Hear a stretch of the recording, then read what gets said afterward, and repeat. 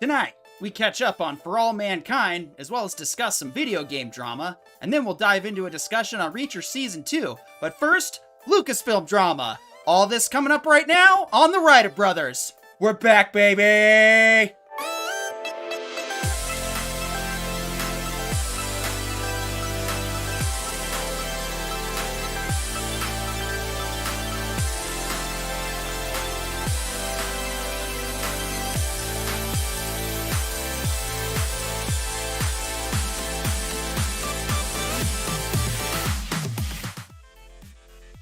And welcome back to the best show on Tuesday nights. I am your host, Petey York, joined by Mr. Corione, Witch in Residence. Please introduce yourselves audibly.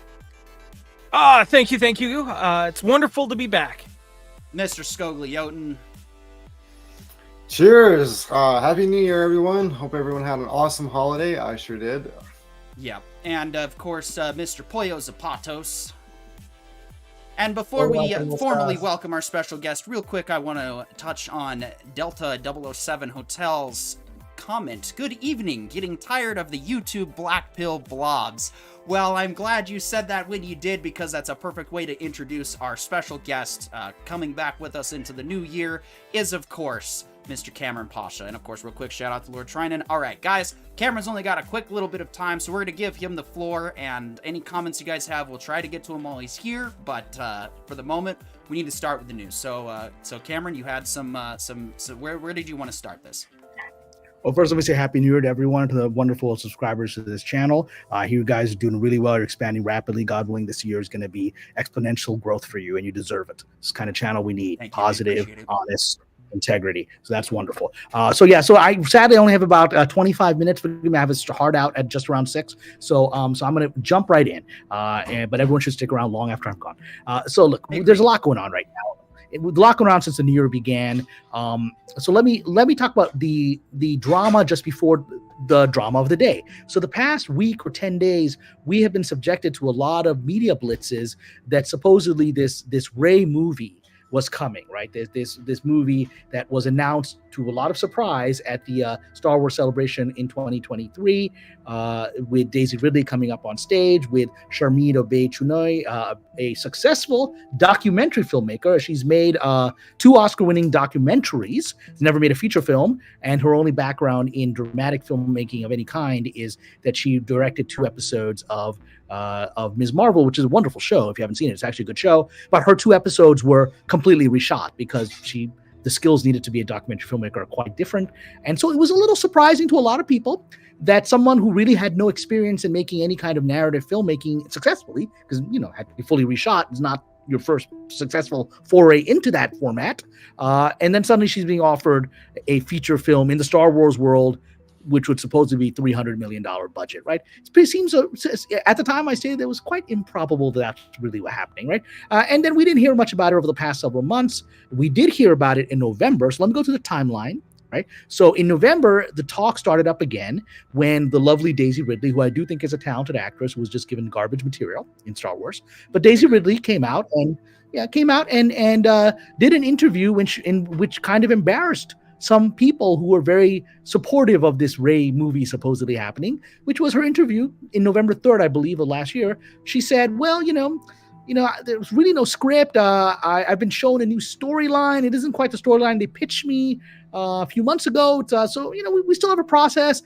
And, this is what my sources have been saying for quite some time, that the script had not been functioning. But this was now public acknowledgement from the supposed star of this movie that there really wasn't any script by November.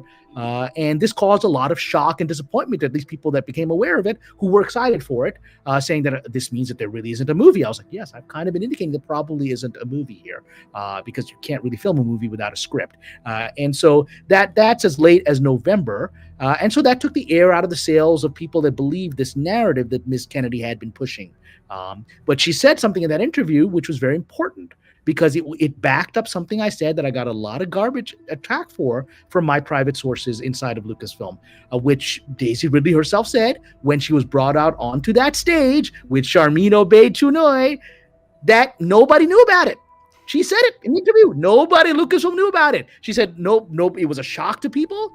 Apparently at Lucasfilm, but she herself acknowledged it, and that only Ms. Kennedy's inner circle of closest, tightest people knew that they were going to announce this movie. So that seems somewhat unusual for the head of a studio to not tell anybody else in the studio that this movie's happening. I reported that at the time. Because when this was announced, I received a lot of people attacking me saying, well, look at this. You claim Ms. Kennedy is losing power there. She got a new movie. So I reached out to a very trusted source within Lucasfilm / Disney, who codenamed Sparrow. So what do you know about this? And they're like, I don't know anything about this. Like, we didn't know anything about it. At the time I published, we don't know anything about this. It must have been just her complete inner circle, because we were all kept in the dark inside the company, which now I was mocked for saying that, well, you're discovering yourself. Obviously, you don't have anyone inside of Lucasfilm. You don't know what's going on. And then Daisy Ridley says, well, nobody knew about it. Okay, well, that's public now. All right, great. So now where are we today? Okay. So in the last 10 days, after all the energy went out of the balloon of this, after Ms. Ridley spoke, suddenly the alleged director of this film, Sharmeen Obaid-Chinoy, who's never made a movie before, a feature film, right? Suddenly is hitting the airwaves, talking to CNN, doing all these interviews, saying that she is the first person of color, female, to direct Star Wars movie, and she's going to take Star Wars back from the sexist, misogynist, whatever. Really kind of silly things to say in 2023, much less now we're entering 2024. Yeah, really I'm sorry, I want to touch on that real quick. How many female directors have already directed Star Wars shows already? Like, what Deborah Chow. Like, okay, it's a technicality that you're trying to promote here. Cameron's daughter, yeah. Let's go on one more thing. How many? Ron Howard's daughter. Ron Howard's daughter. Yes. Yeah. Ron Howard's daughter. Yeah. How many men? And she did a wonderful job. Yeah. And she did a wonderful job. She made some great stuff. And so, you're like, oh, she's a talented director. So yeah, I mean, it's kind of a cheesy, but sadly, this fueled up the general populace. I think the Daily Wire and others who are, let's just say, perhaps not in the deep know of what is happening inside of Hollywood, who have a political agenda for riling people up for their own agendas. We're like, oh, this is how Hollywood is back to the wokey woke, right? And then a lot of our characters in the YouTube world, like, see, we told you this movie's coming. What does Cameron know, right? So I'm like, well, I mean, it seems kind of strange. Okay, so let's just go with, I'm not talking about sources right now. Let's go with publicly available. I just laid out what's publicly available. As of November, 6 weeks ago, we had Daisy Ridley saying there's no script. So I kept asking people on my Patreon, how are you going to make a movie without a script? So, all right, Oh, he wrote a brilliant script. The writer, Stephen Knight, must have handed in a brilliant script over Christmas. Well, usually it takes about a few weeks for people to actually read a script, because I just handed in 2 scripts over Christmas. I'm waiting for responses on those. So, it takes a little time for people to read them, but let's say they read them and it's brilliant. Okay, we have the film-worthy ready script on January 1st from Stephen Knight for the Ray movie. That's why Obey Chinoy is out there talking about this, right? That's why she's doing it. Well, okay, great. So how long is it going to take to get that movie made? You've got your film-worthy script. The problem is now you've got to get approvals up the line. You've got to get approvals within Disney, step by step. It doesn't get to Bob Iger. It gets through this person. It goes through the hierarchies of Lucasfilm, right? Let's presume Kathleen Kennedy is part of that. Yes. And for the record, while Stephen Knight has produced some decent things in the past, doesn't he have a bit of a reputation for operating with all the speed and grace of a tortoise trying to run hurdles? He's well known for being a rather slow writer. His last major film, he's back in television recently with Peaky Blinders. He's gotten him some success, but God bless him, he was Oscar nominated for an indie film 12, 13 years ago, and then he vanished. He just vanished off the face of the earth after an Oscar nomination. And what he did was he became a game show host or a game show creator. He created, I think he was one of the creators of Who Wants to Be a Millionaire. So he's off doing game shows for a decade, right? So it's not really a guy in Hollywood anymore. And now he's trying to get back in. He got back into TV. Now he's getting a movie. So, and he's not known. It took him 10 years to get back into television, right? Dramatically. So it takes a process. But I'm just going with the official thing. He handed in a brilliant script. So he's still got to go through months of approvals within a corporate structure like Disney, right? Eventually you have to get above Miss Kennedy. You have to get people like Dana Walden. You have to get people below Dana Walden to accept it. You got to keep going higher and higher and higher. And eventually it ends up on Bob Iger's desk, and he has to look at the finances and whether it makes sense and blah, blah, blah. And then he has to say yes, because we're talking about a $300, maybe $400 million commitment. That's a lot considering the financial issues that Disney's facing. So he has to approve it. So that's going to be maybe 3 months, 4 months, 5 months. Okay. So let's say by May, Bob Iger were to approve it of this year. Then once it's approved, then you have the process of you got to do pre-production. Now we've got to hire production designers and art designers and costume designers and VFX people to start designing this movie and creating the props and all the elements of it. And then you have to go through casting. And since this is a movie that's not really using any of the major characters as far as we are aware of, besides Rey, you have to essentially create a whole new world because Luke Skywalker and everyone else is gone, right, in this world.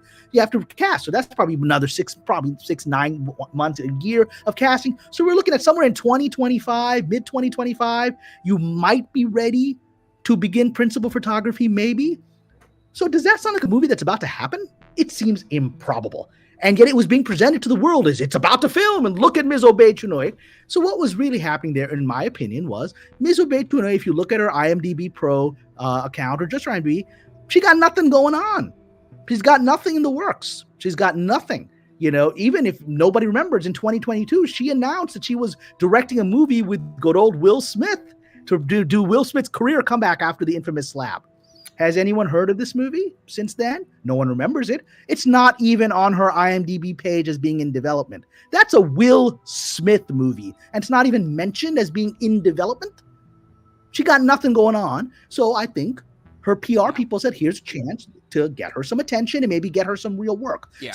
That's kind of self-evident. Sadly, I was, as usual, in the small minority of all the screamers yelling, obviously this movie is happening, and obviously Disney is woke, and just use your common sense. Yeah. I mean, that's what happened last week. We'll get to this week now. Yeah, and I really want to address all the new people tuning in. Thank you guys, but Cameron's only got so much time left, so I think now we should get into the meat and potatoes of the information you've gotten so far.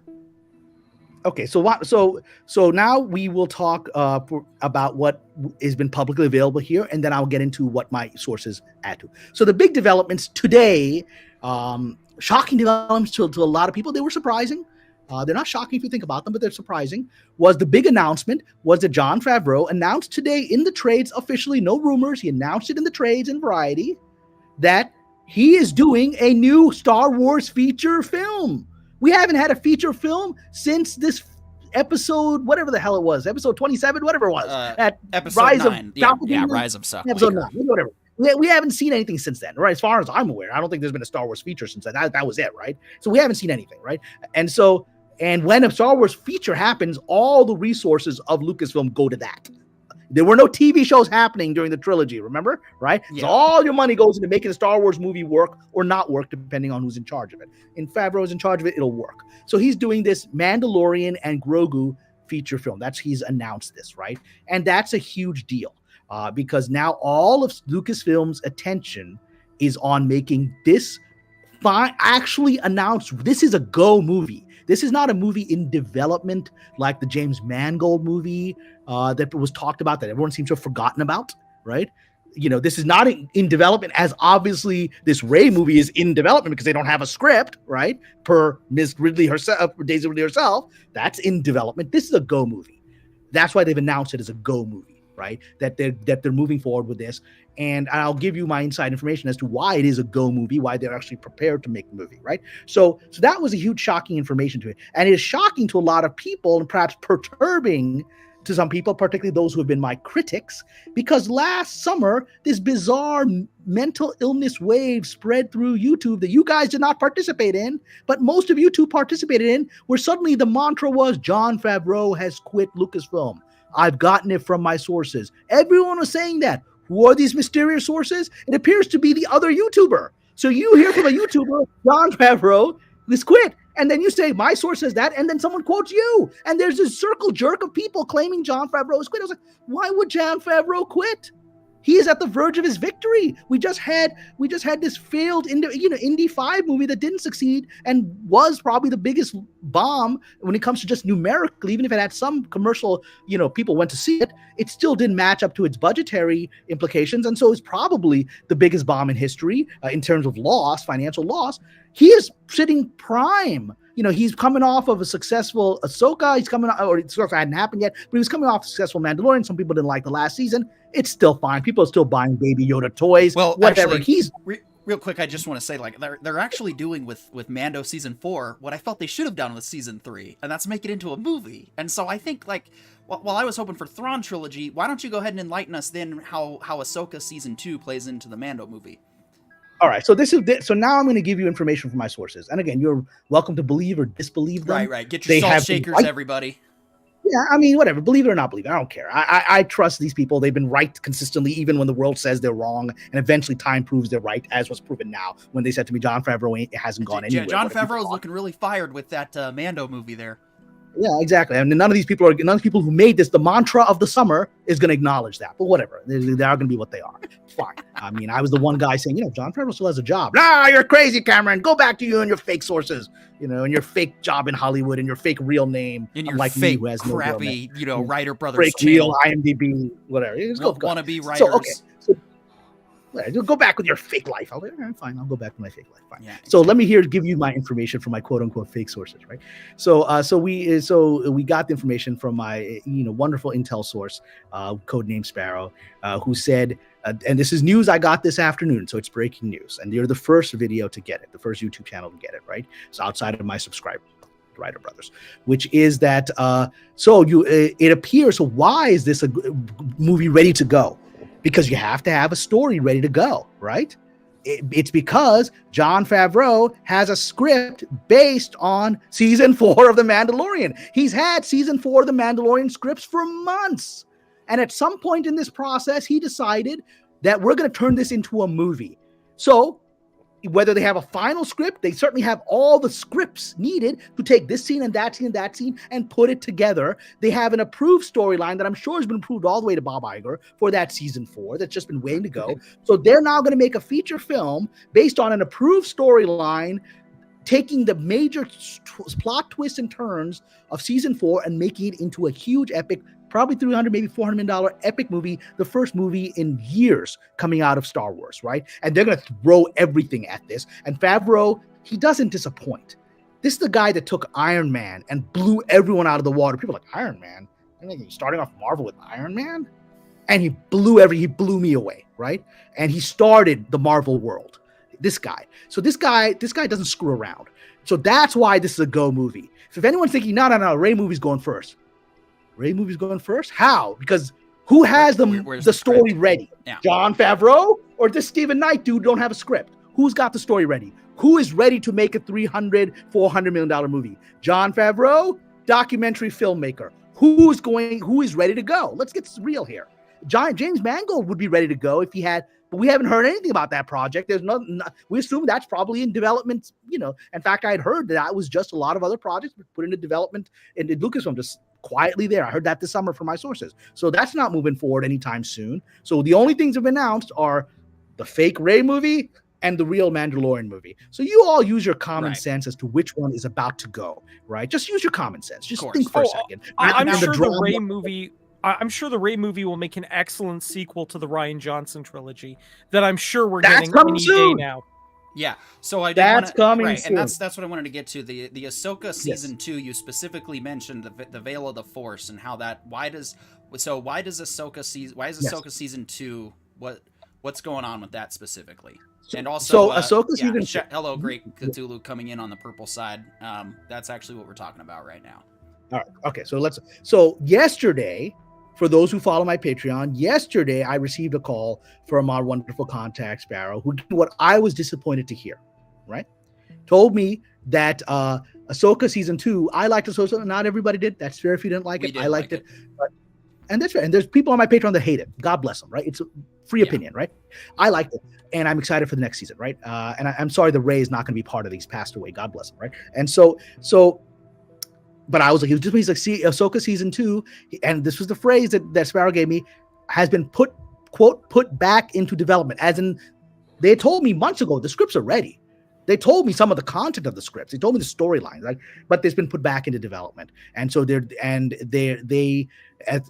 don't have the money to move it forward right now. So I was like, okay. All right, well, that's very disappointing to hear. Now, this morning, suddenly, when Favreau announced his movie, we now know why they don't have the money to move it forward, because all their money is going to go into the Mandalorian feature film. All of it's going to go in there. Whatever they got in the can is going to go into that movie because they got to blow it out of the water after a disappointing sequel trilogy. Regardless of any, and then we're going to get to the sequel trilogy as a result of this, right? So, now, and then this afternoon, again, breaking news on Writer Brothers, on my Patreon and now on Writer Brothers, my contact Sparrow reached out again and said, hey, just want to let you know, this is what we've been able to piece together inside the company as to what's happening with Ahsoka.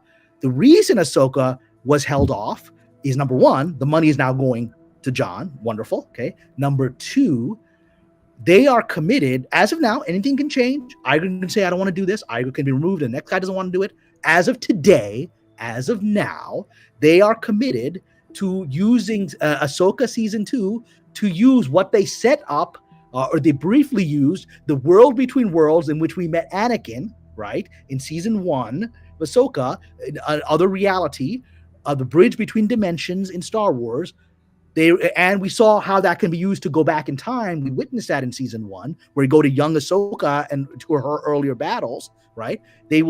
Finally what they've been planning for years has been written into the storyline of season 2, which is that they're going to use, or at least they intend as of today, to use it to erase the sequel trilogy, to go back, have Ahsoka go back in, however it is, she seals it off so that Anakin takes out Palpatine and Return of the Jedi like he's supposed to, and the dude don't come back.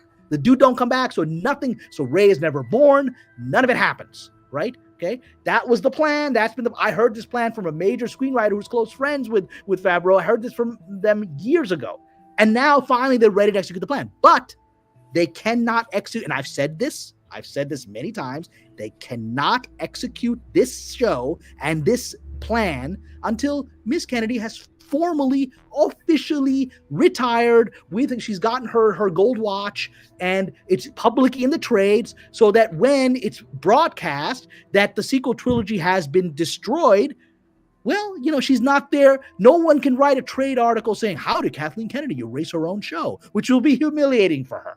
Right? They won't do it because they have to save face, even if they hate this woman, even if they have essentially dethroned her, which I have said for some time that she is essentially like Sauron after the ring has been destroyed. She's just this dark spirit with no physical power in the material world, right? But because Hollywood has certain rules of gentility of how you treat each other, right? You can't do that now when she's officially still the president, even if she's off in Malibu or wherever she's been, or off in Hawaii. I mean, you can't do it. And so they said, you know what? Best time is focus all of our time and money on the Favreau movie, which will take at least till 2025. Remember, I just laid out for you the timeline of how it takes. But because they have a script, they'll probably be ready and greenlit within probably a month, right? Maybe they already have it, right? Otherwise, Favreau probably wouldn't have announced it.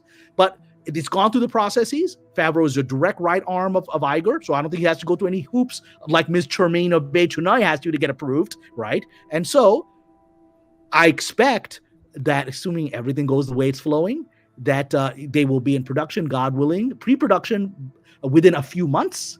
The casting won't be huge because they already have a casted show to bring Rosario Dawson and other people. They got all these people that they can use, right? They can bring Luke Skywalker back, bring everybody that they've been using on The Mandalorian, bring them all back, right? Bring them all back because you already cast it, so casting's not going to be a major issue. They want to throw Thrawn into that. They already got him. So now they're ready to go. So I expect, God willing, inshallah, I expect this show to be in production this year in 2024, probably near the end of 2024, because they're going to throw money at it. They're going to build the sets. They're going to do it right. And then probably we see it maybe a summer blockbuster 2025, right? At the earliest, maybe it's winter or Christmas of 2025. That's the earliest. So we got essentially a year and a half to 2 years where that's all Lucasfilm is doing. And I don't know, does everyone believe 70-year-old Kathleen Kennedy is going to be in charge a year and a half and 2 years from now formally? I mean, that's at some point you got to retire. 70 is pushing it in this town, right? At some point you got to do it. Yeah, yes, Corian. Well, I was going to say, she's listed as the executive producer on the sequel to Twister, which is with a different company than Disney. It's with, I think, Universal. And didn't one of the last bigwigs on the Marvel side get canned for being a producer for a different company while working for Disney at the same time? Yeah, Victoria Alonso. That was the official reason she was released. There were other reasons she was released, but the official legal reason that was announced in the press release is that essentially she was working for somebody else on company time. And that's a no-no. And Ms. Kennedy is supposedly doing the same. Perfect way to just not fire her, but say, hey, look, why don't you go focus on Twisters? Maybe it's time for you to move on to this Universal. Universal really wants you. Universal loves you. It's time for you to move there, right? It's a great opening for you. Yeah. Yes. So I got to leave in about a minute. Well, that's why I wanted to. So I do want to conclude real quick. So those of you who want to continue the discussion live, check out Latino Slant's channel. That's where Cameron's going to go pop in. Real quick. I'm going to head over there, but everyone stick around here too. Everyone, you can please keep us open, of course. And if you want to trade things, but we will get to your guys' comments, or I'll try to scroll through them. And if there's stuff you guys want to ask and follow up, we can continue the pop culture news segment. But I did want to. Question from Daniel. Well, hold on. I already got something.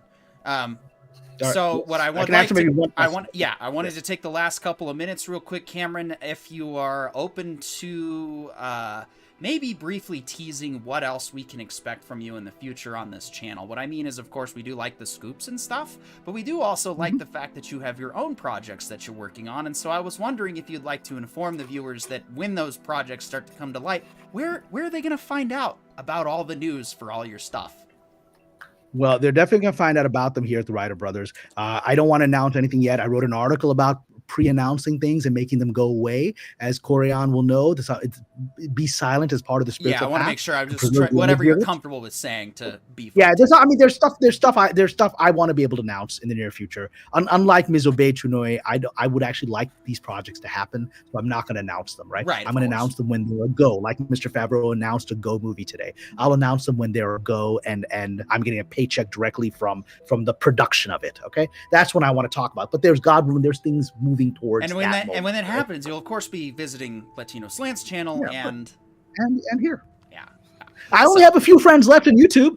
I have only a few friends who believe me. The funny thing is, I think 2024 is going to be the year where a lot of vindication. I feel sweet. There's going to be a lot of crow served on YouTube in the next while. Yeah, a lot of people with a lot of real strong certainty will be revealed for the basis of their certainty. So, all right. With that, my friends, God bless everyone. Stick around here. Those who want to also check out Latino Slant, I'll be there. Please do. I'll essentially be repeating some of the stuff I said here for Latinos audience, but everyone do please continue. This is a wonderful channel. Like I said, I believe in what the Writer Brothers is doing. I believe what Korean is doing. These are very special channels that are the future of YouTube, because we've been through the flash pan, people. We've been through them. Now we got to build a foundation and a community that lasts a decade. And I think we're now beginning that. So God bless you all.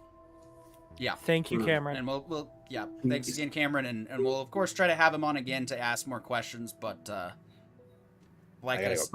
Cameron's a busy boy today. He's got a lot of people who are very interested in hearing it from him. And to expand on that, so guys, Cameron actually is, for those of you who don't know, he is a legitimate Hollywood writer. He is actually working on projects now. What specifically, like you just said, it's not time to announce yet, but any stuff that he is involved in that he wants to talk to us about, as you guys can see, if you guys like the information that we get for Scoops, well, we're gonna get like actual factual productions, inside stuff about actual projects. And the best place that you're probably going to find that, particularly for Cameron's projects, is one of the few networks that does actual honest quality human content. And that is, of course, us, the Writer Brothers. With that said, to continue our pop culture news, so to recap real quick, basically what's happened is the Mandalorian Season 4 will be condensed into a film, which they'll probably pour a bunch of money into it. Cameron's talking a $100 to $300 million budget production that basically sounds like we're going to do a standalone Star Wars trilogy within this movie. That's what I heard anyway. Which, could work. I mean, we've seen John's resume with Mando Season 1 and 2, and so, I mean, Season 3 sucked, but you know what? Everybody's allowed a bad season. 1 and 2 were so strong as far as, like, what they were. I know that some friends of this channel don't agree, and that's fine. It's Season 3 is number 3 in the 3 seasons of Mando. It's not number 3 in all of Disney's worst stuff. Oh, no, I will take it. Yeah, I will still watch. Okay. I'm sorry. Everybody in the chat, think about this real quick. Mando Season 3 or the sequel trilogy? The sequel trilogy. Oh, no. Mando Season 3 or the Dial of Disappointment. That's right. Like, that's so easy or for me. Obi-Wan Kenobi. Right. I mean, like, when you really start doing the math, Season 3 is only a disappointment when you're comparing it to the first 2 seasons of Mando. When you start comparing it to some of the other work that exists in the Disney catalog, you start going, actually, it was pretty good. It's pretty enjoyable.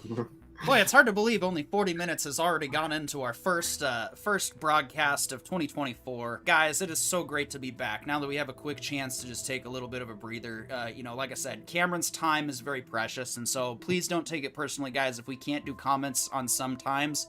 It's literally because we want to get the content out to you, and we can still comment on what so we actually are in the discussion inside Cameron's Patreon. So we do have some authority to speak on his behalf in certain respects. And I do give you my word, we have been keeping track of all of these questions, and I do intend to follow up with Cameron on them for you guys. And I think that's probably going to be the most efficient and effective way for us to do that, is if we can maybe try to, maybe I can try to get him on this Friday, actually, to follow up. Sometimes his Fridays are open, but. And the reason we gave him the full 30 minutes is because that is our way of showing our guests how we value them. Now, if you can't give anything, give your time. And well, that's what we just did. And so, while we didn't get to ask all the questions, I feel like one of the things that I really wanted to ask, and you guys can help me answer this, but how much of this is fear baiting and throwing a pole at the wall? So they're basically re-announcing all of this Rey stuff to double check to see if there actually is, like in the case of when they announced Force Awakens, they were like, hey, maybe there are still a lot of Star Wars fans. They didn't know for sure. They thought they did. Thought they were for sure. They got their answer within 5 minutes, bro. Right, exactly. But when they announced Rey, what was the response? There were no Rey fans. And even if there are, they're most likely Disney bots. So the people that love Rey, even if they do love Rey, they won't go to war for Rey. Otherwise, they would have, and convinced us all that she was worth it, and they haven't. Like, that's the definition of a sales pitch. If you're selling something and nobody's buying it, change your product. Yeah. Yeah. And Delta 007 Hotel in the chat says, wow, according to Mead, VR, WDW Pro, etc., the Ray movie is a go. Jon Favreau is leaving. Sounds to me like done YouTubers are going to eat some crow. Well, all I can say about that is there is a old saying that is used by lawyers around the world. If you must eat crow, eat it while it is young and tender, or for sure you will eat it when it's old and tough. Yeah. All I'm going to say on that. Yeah. The other thing is as well is, guys, what we mean by honest content is not getting everything right. And that's the thing that I don't know how anybody was raised in particular, and I can only share from my perspective, but if you equate honesty with consistency of happening to get things right, you have fooled yourself into being fooled. Because if we are wrong, let's say it comes out tomorrow that Favreau is fired, Kennedy's got her contract extended for another 20 years, she's going to leave Lucasfilm, you know, when she's like 120 and dies. I'm obviously going to delete my entire channel and my Twitter, and I'm going to pretend I never existed. No. What we're going to do is we'll probably even set up a special called The Wrong Brothers. And we'll come on, and we'll admit that we got it wrong.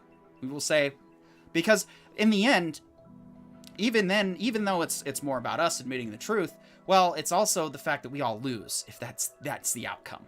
So yeah, these channels are putting out that idea because they've lost so much touch with reality that they need this to be the case. They need their narratives that they've put out there recklessly to come true. You know what we don't need here at the Writer Brothers? We actually don't need vindication whatsoever. And because our narrative is already coming true. We want good writing. Exactly. We want to talk about the stuff we like for the reasons we like it. We want to talk about the stuff we want to see for the reasons we want to see. Our agenda here is exactly that.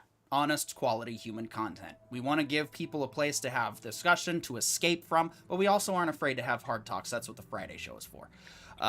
So yeah, with that, Dahlia Lightwood seems to like the wrong Brothers a lot. We might just have to start a whole new channel for that. I will just start saying wildly outlandish things. I'm so good at being well, that's wrong. what a lot of the famous channels seem to do anyway. So, well, guys, I'm gonna say this too, and I mean, I don't want to dog on anyone specific because, let's be honest, that there are a lot of channels out there that have done some really fantastic work. And I'm actually going to call out Mead for, as example, with the 2016 Ghostbusters coverage, they went deep to the paint and they did a fantastic job. Okay. For a long time, Valiant Renegade was very, very good at, tracking down the numbers behind the movies and providing that business finance angle to the side of things. And, WDW Pro, well, my mom told me, I should never say something mean about somebody. So I'm just going to say that he exists. But that all being said, look, they have done really good content and they, everybody gets a slip up, right? You're in this business. You've got people coming out of the woodwork. I've got people coming to me. I don't even do pop culture stuff on my channel. I've got people coming to me saying, hey, I got this scoop. And every time I always kind of go, okay. Yeah, well, every time, I kind of go, okay. I try to vet the information that as best I can. And sometimes it turns out to be something interesting and I'll pass it along to PD. I'll pass it along to my team and say, I don't know. What do you guys think? And, I'll leave it at that, but I'll make it very clear that I'm not personally invested in any one of these narratives. I just pass on what I think is the most logical setup to any of this, right? Like, did it make sense that John would leave a production that he was making money at? No. Technically, right? If he had some kind of moral compass that was suddenly needed, but Harvey Weinstein's already out. And that proves that the majority of Hollywood doesn't have that kind of honor code. And that's not to call anyone out. It's just to say that like everybody thinks everyone's willing to do gangster things. Let me ask you guys before I get to Lord Trinan's comment. I want to ask you one question because we're kind of being defensive here. So let's just get straight to the point. Are we speaking this because we wish ill on any of these channels? God, no. No. I honestly, Andre at Midnight's Edge, every interaction I've had with him, he is a consummate professional. I think the guy is great. And, I really hope one day to be a channel that, has to worry about scheduling my live streams so that they're not happening at the same time as Mead, because I don't want, because the million people that are going to be watching both of us can only be in one place at a time. That's the goal. Okay. Same goes with the rest of the professionals out there, right? Respect begets respect, and without respect, well, go fuck yourself. That's my version of it anyway. But real quick, Lord Trinan says, I remember how Cameron and company joked about one day there would be a documentary called Edge of Doom about how Midnight's Edge and Doomcock save entertainment. Not so sure now. And I sadly agree. Because the thing is, when we're calling out these channels for the things we liked about them, it's exactly that. It's to point out, this is where we felt you were doing good. This is where you started to get full of yourselves, and I no longer trusted you, and I realized that first of all, thank you guys. I really do thank you. Because, we're barely scraping now 419 subs, and I got to watch what happened when channels exploded fast and how quickly it can get out of your hands, and you go to your own head and you think, I am somebody of importance. I speak narratives. I direct the flow of conversation. I decide whose comments can and cannot be read. Don't get me wrong. That kind of power to wield would be great, but I'm not interested in wielding it for anything except what exactly you see here. We are not... The only thing we're going to change is you're going to see more of us as we start making money. Otherwise, if I start to slip up, if I start to get an ego, if I start to turn into Shatner, call me out, and I will try to self-correct. And this is why the whole reason that we say all this stuff, especially to these other channels, naming them, it's all back to Rocky Balboa 4. It's not about how hard you can hit. It's about how hard you can get hit and get back up. No. Because at the end of the day, when you're wrong, that's taking a hit. It is. Your ego, your ideas on reality were wrong. They were incorrect, and that's a hit. So it's not about how hard you can hit. It's about how hard you can get hit. And to us at this channel, like, we don't have to worry about getting hit because we're not hitting. We're not fighting anyone. All we're fighting is bad writing. And when it comes down to it, we've got English teachers. Okay, I'd like to see if anybody else has this real quick. Sorry. Dahlia Lightwood's comment real quick says, when you watch any Star Wars content, YouTube loads up people's homepages with really negative stuff. I mean, yeah, I see it, but I've also been following a lot of those channels, so I can't really confirm that myself. So here's what I can tell you. The YouTube algorithm is a fickle mistress, for lack of a better term. What she does when you watch something Star Wars, and when YouTube acknowledges that you've been paying attention to Star Wars content, it will go through its list of shows that are tagged with Star Wars content. And the ones that are the most popular will rise to the top of your viewing list. If that means that, and I mean, some of the most popular Star Wars shows have been on YouTube have been dogging on Star Wars. That's how they've been getting their money. They've been farming people's anger, for lack of a better term. And you know what? I respect the grind. If you're, I can't fault somebody for making money. Like, I can't, right? I can fault somebody for trying to steal other people's money, but I'm not going to fault somebody for making money. Or making money off of exploitation, anyway. Yeah, well, yeah. But the point of it is... unreasonable exploitation. Yeah, if you want more positive Star Wars content, if you want to see more positive content in general on YouTube, there's a simple way to do it. Anytime you see something that you feel is too negative, that is not a genuine critique or a editorial that you accept as a loving criticism, if it's just anger, dude, there's a downvote button. Use it, right? You can also block channels. You can also, yeah, and don't finish the video. That's the worst one, because by not finishing the video, you send a message to YouTube where it's like, this video was not worth my time, right? Dahlia Lightwood says, I just delete and mark I don't like the video. Good. Okay, that does. Do not recommend this channel.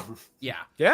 And as far as positive Star Wars content goes, guys, I do want to say, whether you agree with some of his personal opinions or not, Star Wars Theory is an excellent source of positive Star Wars content, because he just gives his honest opinion. And by positive, I mean like honest and authentic. I don't necessarily mean, oh, happy Star Wars, greatest thing ever all the time. You're going to get honest critique, but you're going to see passion and love for Star Wars from Star Wars Theory. Yeah. Like, I look at Star Wars Theory and I go, I could have done that. But anyway. No, and I will credit Star Wars Theory with that.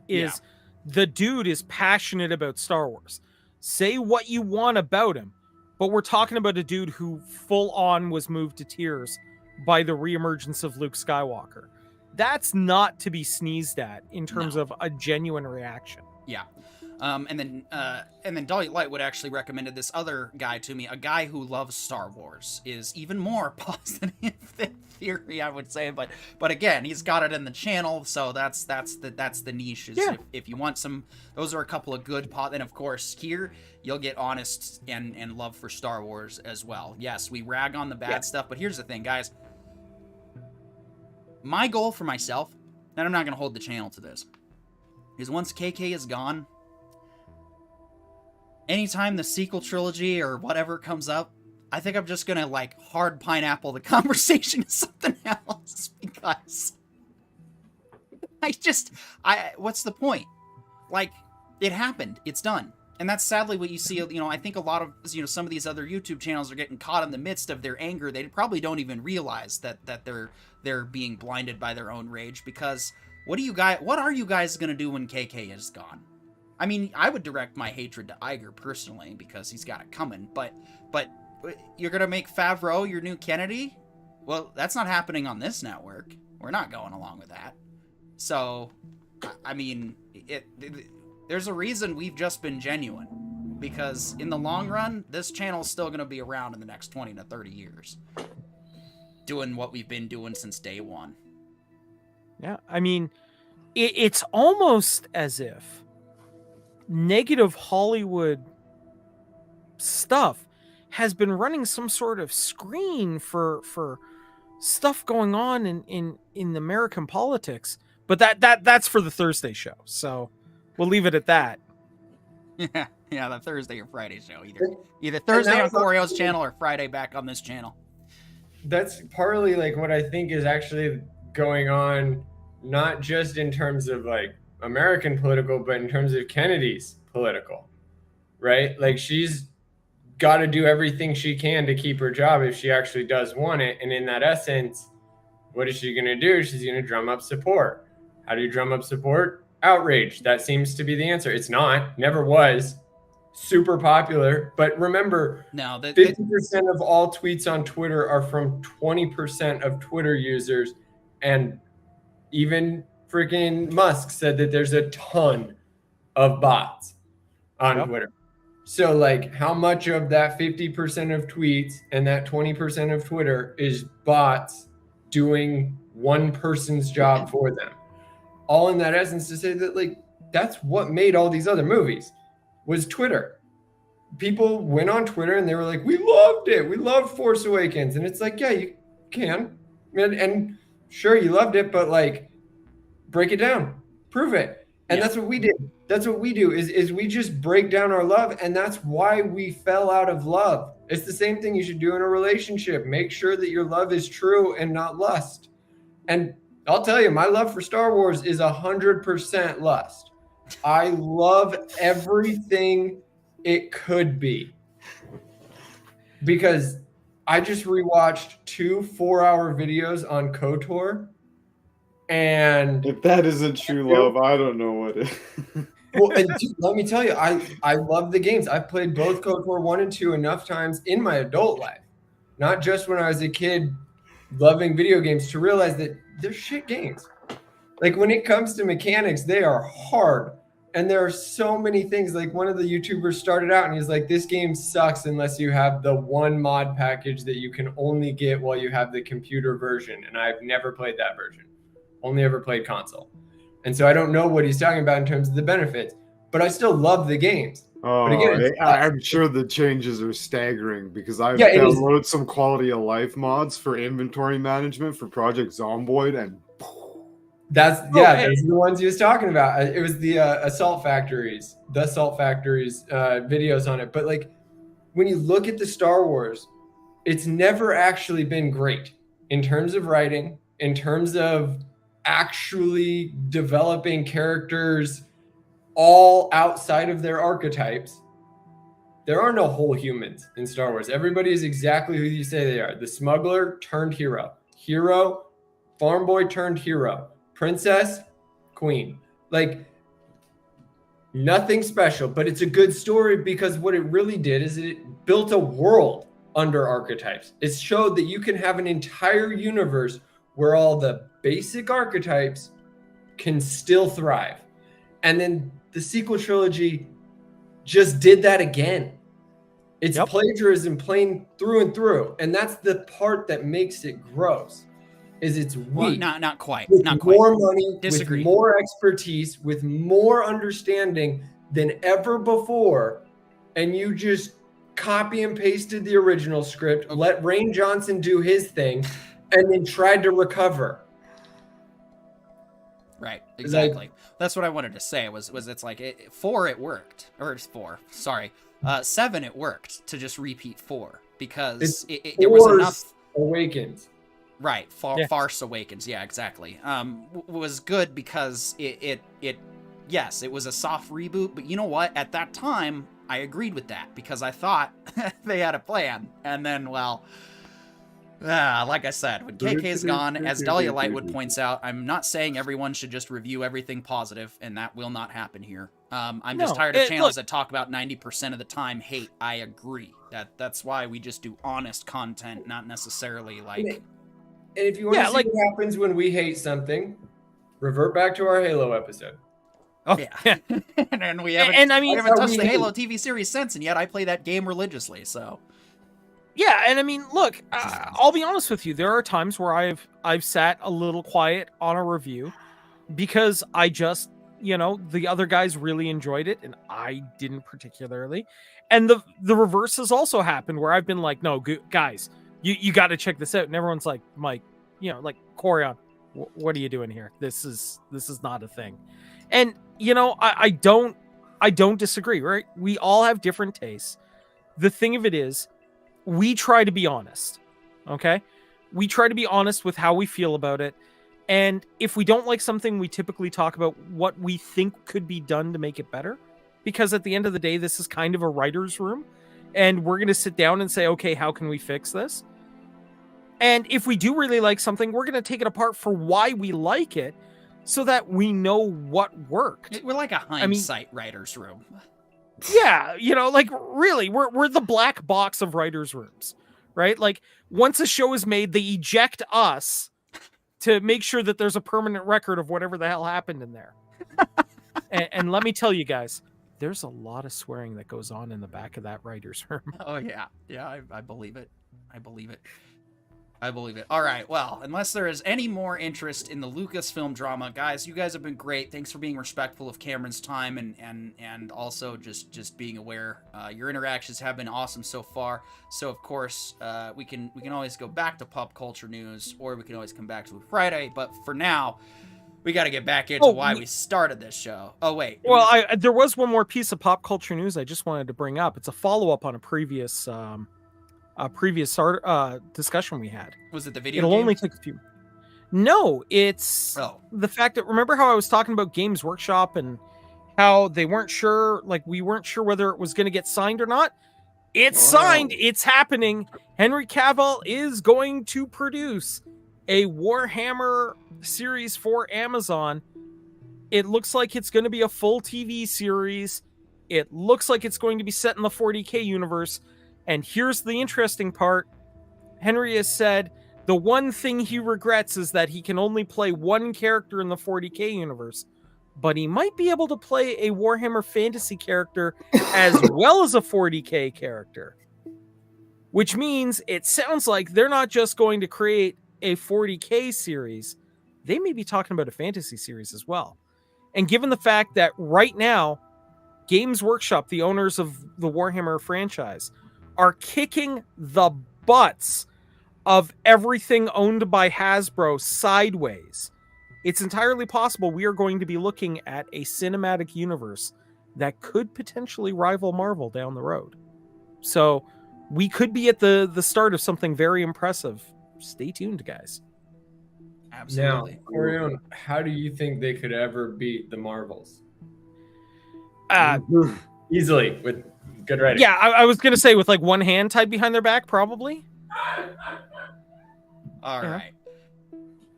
Well, we took a break, but For All Mankind didn't. Of course, unfortunately, the saddest moment in my viewing career of this show is about to happen. You see, I started watching For All Mankind this year, and I must say it was very nice to be able to take the show at my own pace. But at the same time, once I got in episode after episode, it was like, give me that show, give me that show. And then the worst thing that could have possibly happened. I caught up. And I had to wait one whole week to get my For All Mankind fix. And after this week, I'm going to have to wait until the next season. And there's been a strike. Oh, no. And it's... I don't know if I can... And anyway. it's going to be a little while for the next season.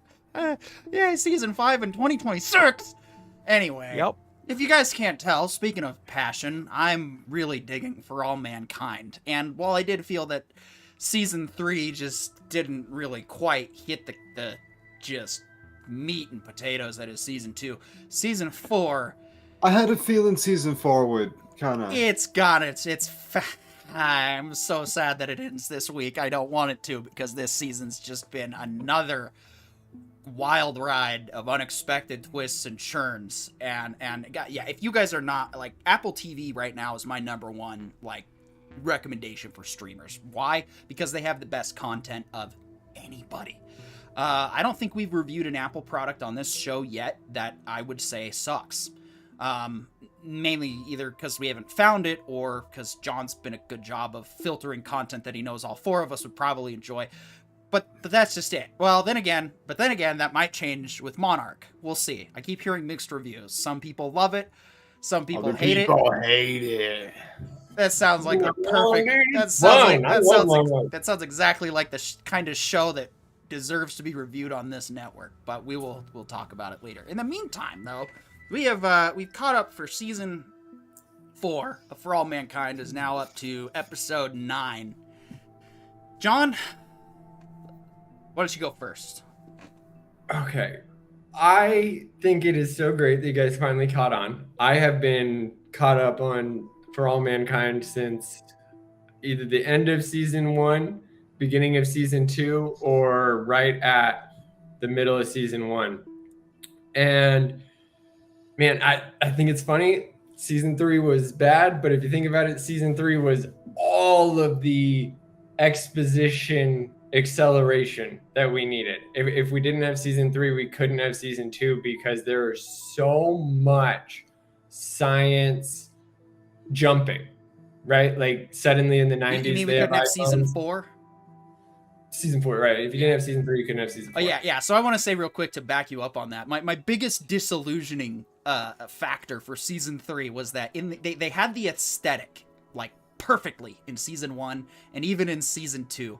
But in season 3, I just couldn't get past them watching 4x3 on a flat screen in every single scene that there was a TV. I was like, and then the music still released in the same order that it did in our universe. So yeah. Anyway. Dude, that's actually hilarious, because if you think about it, that's in and of itself a meta commentary on going back and watching old movies on your flat screen. I mean, yes. But it's like, okay, if they already had flat screens, there should have been like if it was a back and forth between 4:3 and 16:9, I would have been okay. That either it's a transitional thing, but I hope it's actually like deep meta lore cut, because I don't know who invented the screens and where screen technology came from versus where camera technology came from. But I do know in the real world, one of the biggest hangups with modern filming has been the fact that like digital cameras weren't actually good enough until recently. And so they had to be like, the reason why lighting just suddenly shifted in Game of Thrones season 8 is because they finally used digital cameras and the directors could actually see the darkness on the screen and see what they wanted to see. Never before could it be done. And now it can. So I wonder if that same thing may have applied to 4:3. Maybe the cameras just never got good enough because NASA never worked on cameras, but NASA needed better screens. And like, that's the reason. Like I said, I don't mind. I buy the technology leaps that go into space and everything that happens would force things to evolve a little bit faster than what we see. It's just by the 90s aesthetic, it felt too modern at times. And so I felt that there was too much of an inconsistent jump, and now we're in the early 2000s, and it honestly feels the same. So maybe that's just because we're so far diverged that maybe that's just what it would. It's fine. It's like I said, the show is still great. Since this 4th season has been, I love a show that can in the middle, like season 4, bring in a new character and actually make me like them a lot by the end. Like, I don't know about you guys, but at first, the wife and I did not care for Miles. We're just like, we got a new guy we have to get invested in? Why do I want to do this? Now, by the end, we're like, oh man, I hope he doesn't get in trouble. I thought he was going to be another one of the 2 kids from the first 2 seasons. I thought he was going to be one of those guys. But when he dealt with the Russian, the exact way the Russian dealt with him, I was like, it was brilliant. Finally. Yeah. All right. Real quick. Recognizes game. Long time supporter of the channel, but I do like when he shows up, makes his presence known. Agent DBK says, "WTF? I've got a 4:3 flat screen in my office. It's on the floor collecting dust, but still, that's not the." Yes, and I wish that Ronald D. Moore had reached out to you, Agent DBK, and asked to use it because, like I said, so many scenes you have 16:9 flat screens with 4:3 broadcasts, and then that's what it is for the entire duration of season 3. And then on the ship they have full 16:9 flat screen digital. Like I said, the aesthetic by season 3 feels very further ahead and inconsistent than where and then on top of that, the science behind it, as Agent DBK has pointed out previously, is that it's also disillusioning. Well, okay, part of it I'm also going to say is this too, and this is something that we kind of have to remember. The moment the Russians beat the Americans to the moon, from that point on, history has diverged dramatically, and we are seeing the butterfly effect of that. Yeah, it's throughout the series. It's just convenient that the music all releases at the exact same time and era. Well, I mean, culture is, technology doesn't influence culture as much as culture influences technology. Right? Art is a reflection of the past, whereas technology is a dream of the future. And this is being nitpicky. I want to be clear. If this is the one episode that all the creators of For All Mankind and everybody happen to be watching, I want you guys to know I'm being super nitpicky about this season because the show is just that good. Like, we really kind of have to reach sometimes with this one. And so, but at the same time, what would have been really cool, though, I love what you guys are saying, and I agree, but then, you know what we should have had? They should have, looked for alternate versions of a lot of famous songs, or ones with different lyrics, or maybe pulled, different recordings of them, and then had them play, because of what you guys just said. Because the moon landing happened, some words and some songs are going to be influenced a little bit differently from that change. Get an AI to change the performance.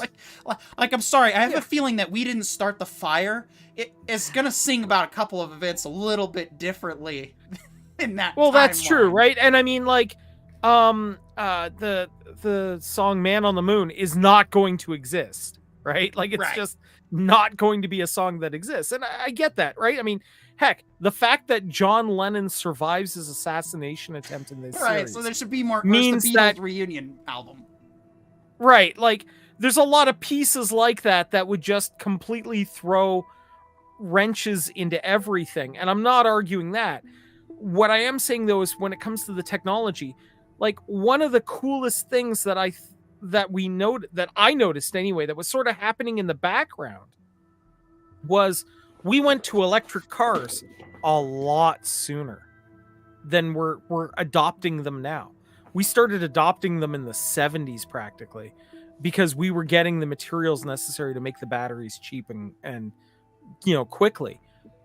And they mention later on that because so many people have gone to electric cars, that the environmental crisis that we're facing now isn't really an issue there. And they're like, wow, it's a good thing we switched to electric before the environment really got hit too badly by it. And I'm like, yeah, that's a good point, right? Like that's a piece of tech that radically changes certain things about the background of this series, right? Because the Russians had the successes they had, suddenly, the Soviet Union is still around, right?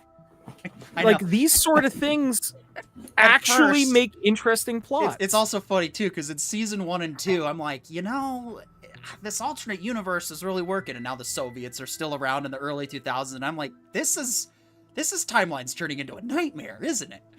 But Scogli. Yeah, like you're kind of wondering when it's going to devolve into Command and Conquer Red Alert. Like exactly right. Scogli, you finally caught up?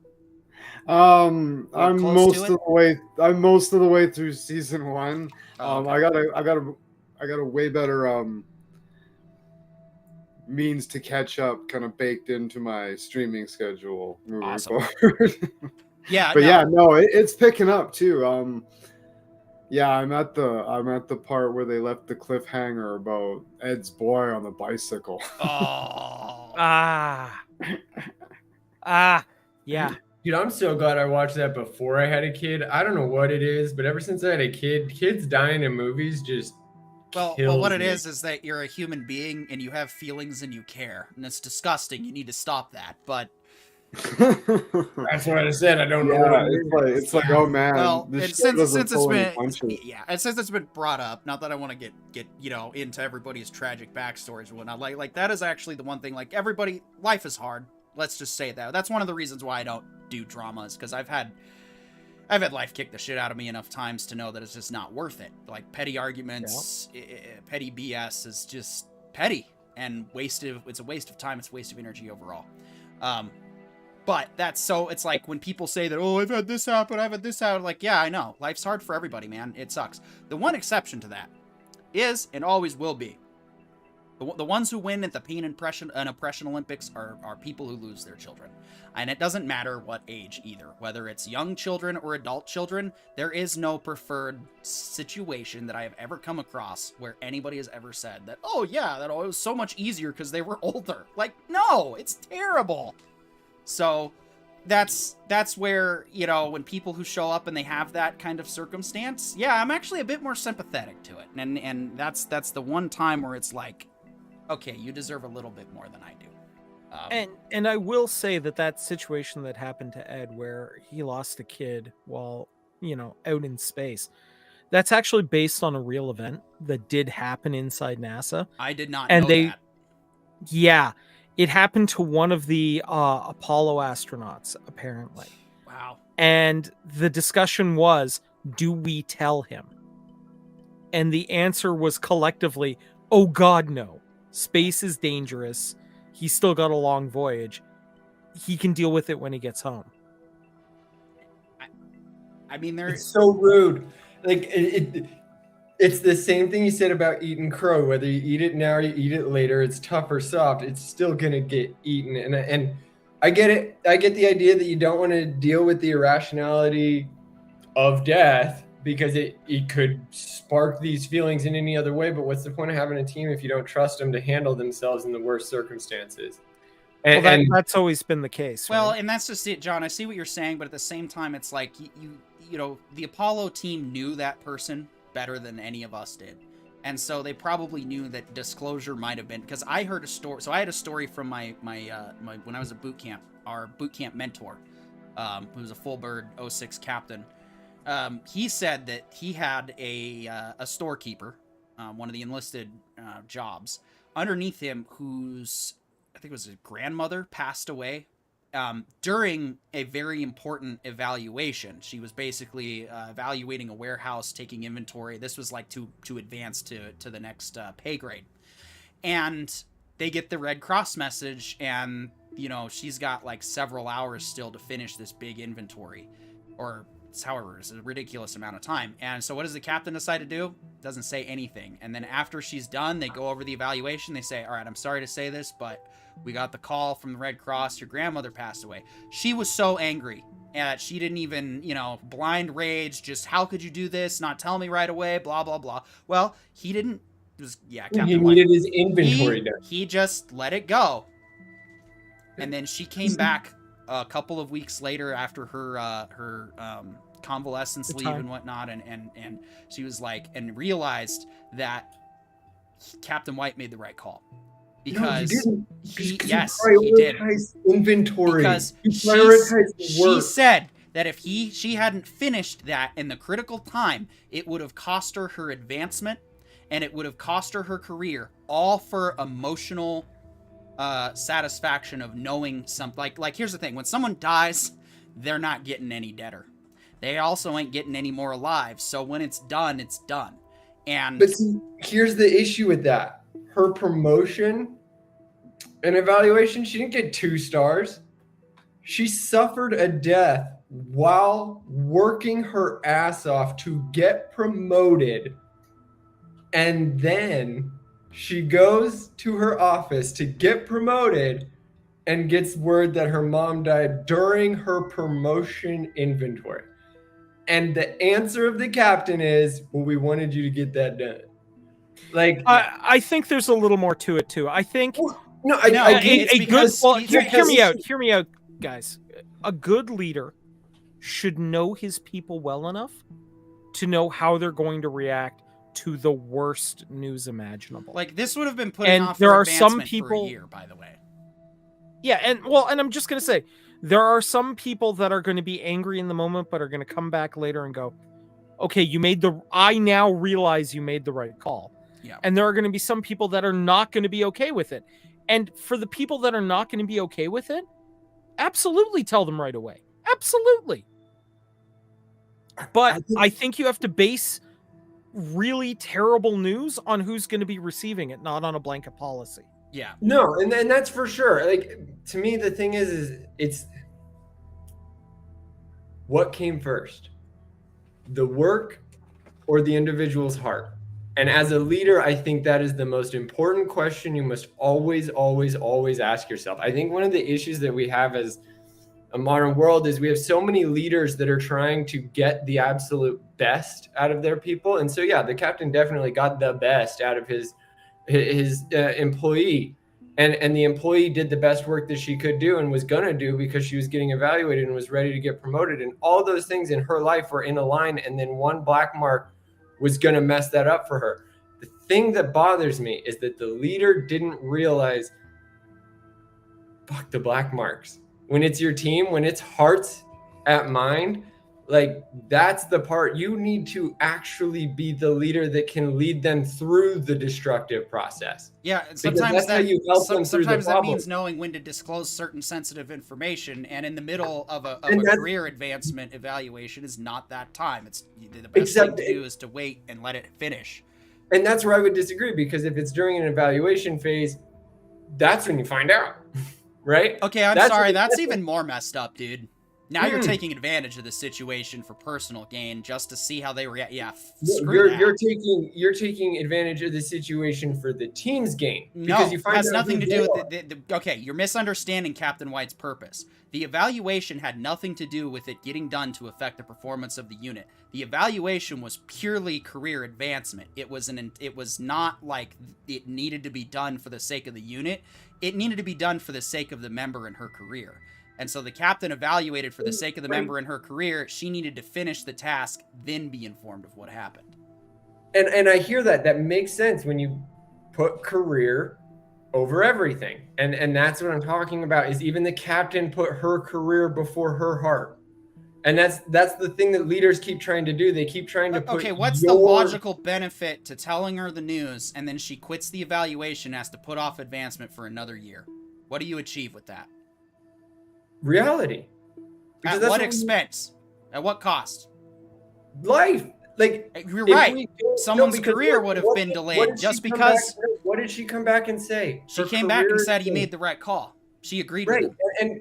And yeah, like, I'm not evaluating it based off of her opinions. I'm evaluating it based on, as a leader, what I personally believe is that leaders need to be ready for chaos and address chaos immediately. Because the faster you address the chaos, the faster you deal with it, it shows your people how much doesn't you work. trust them. That may work for you and everybody who agrees with you and is on your mindset, but the thing I've learned is that if we are all 8 billion unique minds and ideas, special treatment and recognizing and reading the room is an inevitability and an absolute necessity. And so, if it all depends on the situation. So if you felt that person could handle the news and still finish their evaluation, I mean, that's your choice to make in a leadership position. But to say that you absolutely have to disclose just for this, I don't agree, and I don't think that's absolutely right. have to disclose. I'm saying if you want to be a good leader, and I do mean that in terms of like all of the senses of being a leader. That means know your team, pick your team, work with your team, get to know your team, and I do get all of the things that make it make sense. I understand the math, but what I don't understand is what you're telling every other child that comes next. What you're telling them is that sometimes you have to prioritize work and career advancement over bad news. So wait a minute. You are saying in a military environment that you shouldn't prioritize the mission over everything else? What is your first mission as a leader? Get the job done. Serve your people. And I do get this. I'm not saying it's an easy we're all getting, we're all okay. This is great because this is an ethics problem.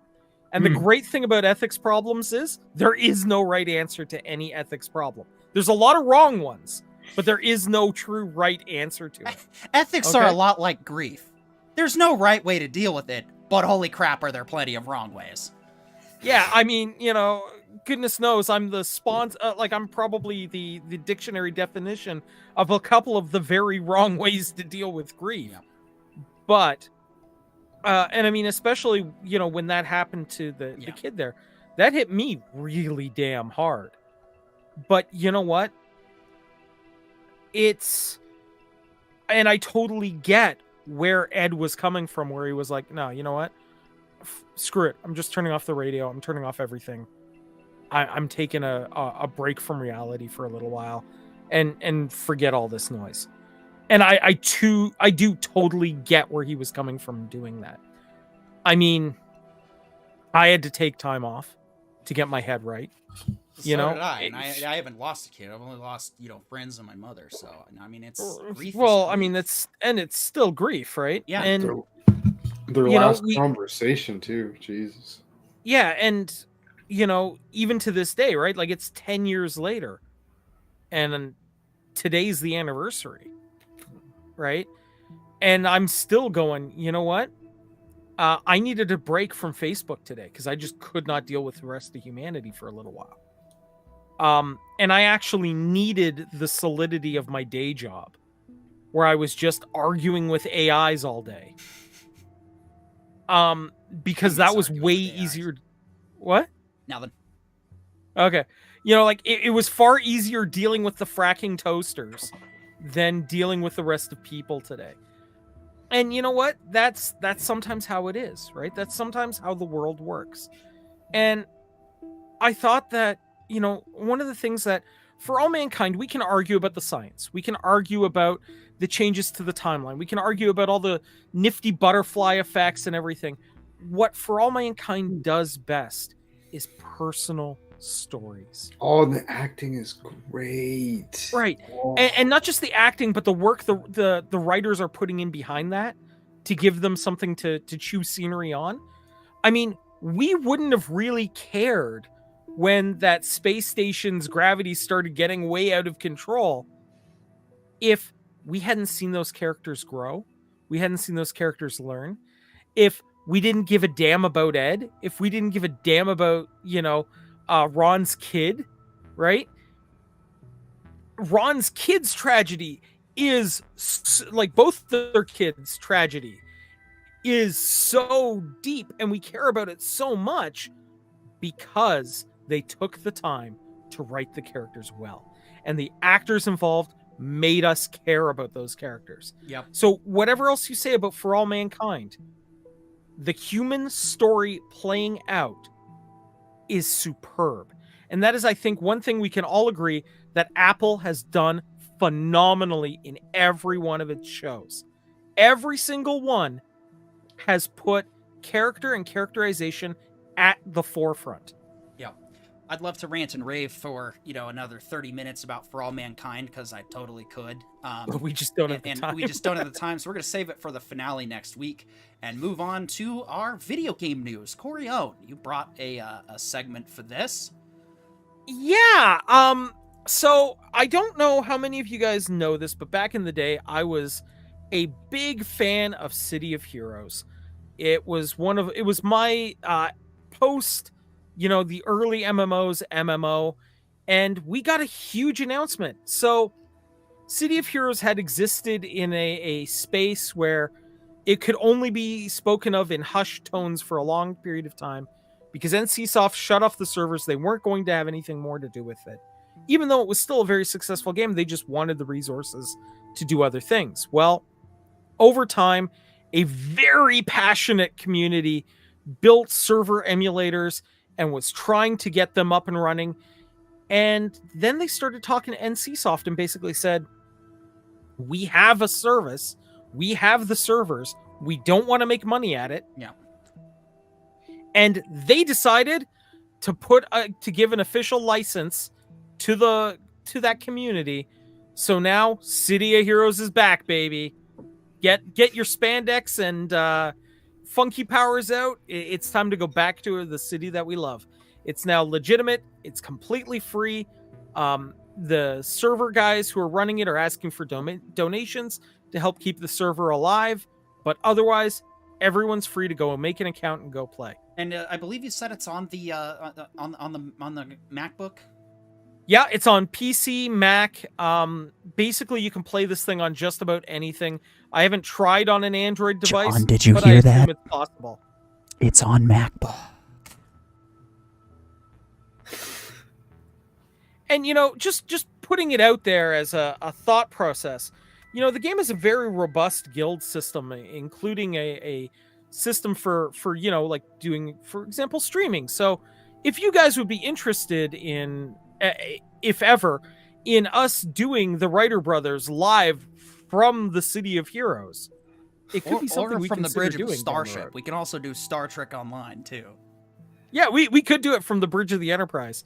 Although, like, I'm calling tactical now. Actually, I think an NPC already occupies that seat, but Well, that's what phasers are for. they're the indestructible variety. So without special mod or dev powers, it ain't happening. But I appreciate the Damn. enthusiasm. Well, that's really cool. So nice to have another, or it looks like enough of a cult It's a following classic. for a game. Yeah, and I mean that's how I Yeah. feel like with SWTOR and STO. That's why I'm not. I think those games have enough of a fan base to just keep operating, but I think there's also enough of an interest to keep them going. It's just On that note, I can't remember the kid's name, but a kid under the age of 18 beat Tetris. Yeah. Yeah, I heard about And that. then and somebody else did like 3 days later. But yeah, Funny how that works. a 13-year-old kid just One, like straight up, Yeah. Everybody said the only way you could do it was with bots, with AI, whatever. no. And this kid did it because that's like, I bring that up because just like NCSoft, there's a developer who decided to make a great game, but then felt like they had to go send their money elsewhere. And then some kids were like, nope, we want to keep playing. And they convinced NCSoft that they wanted to keep playing. This kid played Tetris. Dude, I quit playing Tetris as soon as I found out about Minesweeper. It was easier. Like, this kid ends up beating Tetris, a game that's supposed to be for robots. And if that isn't just a testament to how great games are, The technique they use to make to get the bars to go fast enough is just Oh, and let's also shout out to humanity overall too, right? I mean, if this doesn't prove that like you give a human enough time and resources, right? Like to me, this is, and I guess I'm going to use my one swear word for the show, but like humanity, fuck yeah, you know. it's We do apologize for the language there. We do try to watching keep the play. British rules PG-13. In every regard, though, if you think about it, like the guys who developed Tetris, it was unbeatable till today. That's crazy. You beat an unbeatable. You made a game that literally had never been beaten by a human. Yeah, they played Until a it till couple weeks ago. they played it till they broke the game. Mm-hmm. And Yeah. not even broke it. No, they got the highest score, 9999999. There is no higher score. It literally, they didn't think you could get that high because they made it so fast and nobody had ever gotten there. And then this kid does it. And both the developer and the child are just proof Lord. that humans are awesome. Like, AI is trying to be us, y'all. As much as there's all this talk about AI being awesome and being capable, like it's just trying to be us without anybody paying for it. Like, I hope you know, like that's why they're inventing, is they're trying to invent humans so that they don't have to pay humans to do the work. And the fact that a kid is proving that he can still play the games that the AI are better at, it's pretty awesome. It goes to show A, AI's got a long way to go. And B, humans, keep setting that bar higher, because the higher we set the bar for AI, the better it is when it's ready. So, Jonathan G94 wrote in a while ago. Sorry, I'm just now getting to this. I meant to earlier. But before we go into our final segment of the night, Jonathan G94 says, here's a suggestion for a Star Wars story about Leia. She's brought into the world between worlds by Anakin, her father, and he takes her through her memories similar to Ahsoka. Then she is sent to meet with the Force Priestess like Yoda in the Clone Wars. Yeah, no, it's pretty good. It's a better premise than the entire sequels. All right, so I believe that brings us to our last segment of the night.